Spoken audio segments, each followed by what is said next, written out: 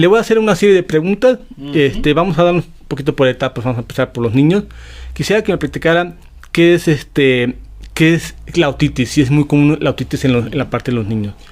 En cuestión de la otitis, el término otitis es una inflamación del oído, ¿sí? Y el oído está formado por 3 partes. Tenemos lo que es el oído externo, que es básicamente el conducto y la oreja. El oído medio, que es donde está la membranita y los huesecillos. Y el oído interno, que es donde está el nervio con el que escuchamos, ¿sí? Y entonces cuando hacemos el diagnóstico de otitis, pues tenemos que ponerle el apellido. Si es una otitis externa, que es cuando, por ejemplo, cuando se inflama algo que provoca que se inflame el conducto auditivo, por ejemplo, algo muy común en los niños, pues es cuando se meten a nadar. El típico niño que se va a la playa o que se mete a la alberca y en la noche ya anda llorando y gritando porque les duele mucho. Okay. Es una inflamación del conducto auditivo por humedad y eso se llama una otitis externa. Okay. Pero también hay otro tipo de otitis, por ejemplo, la otitis media. La otitis media, pues como lo dice su nombre, es lo que está en medio del oído, donde está la membranita y los huesecillos. Ahí, esa inflamación o esa infección es generada principalmente por problemas de nariz y de garganta, ¿sí? Cuando tenemos una infección en la garganta y no se trata adecuadamente, se puede pasar esa infección a esa área y entonces el paciente pues presenta dolor, inflamación. Okay. A veces una sinusitis.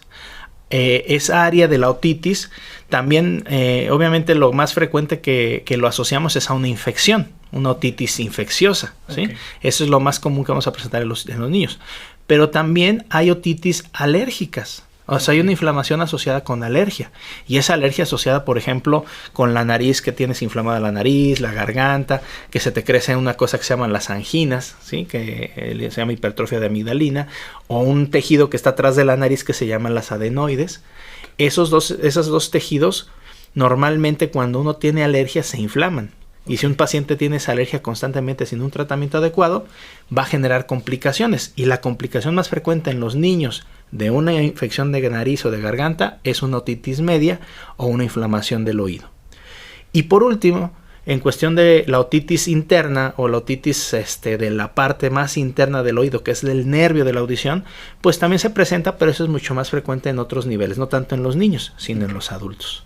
Lo que viene siendo la otitis interna, estamos hablando de la parte de la cóclea, ¿verdad? Así es, donde está la cóclea. Por ejemplo, en la infancia, una infección en el de embarazo de un niño, por ejemplo, que a la mamá le dio una infección fuerte, una meningitis o la rubiola o algún tipo de problema en el nacimiento, puede ocasionar una inflamación del nervio de la audición y generar una lesión que puede ser permanente.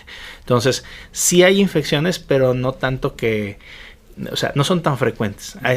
Si le ponemos un porcentaje, pues más o menos el 90% de las otitis están asociadas a esto que te digo, a una infección del oído externo, a una infección del oído medio.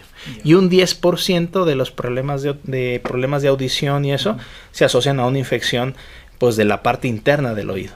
Fíjese que hablando de eso, mi madre tuvo rubiola al embarazo. Y a mí eso fue lo que me afectó mi audición. Pues ya ve. Cosas de la vida. La suerte. Pues sí, cosas de la vida. Uno lo acepta ya a esta edad, pero sí. Sí.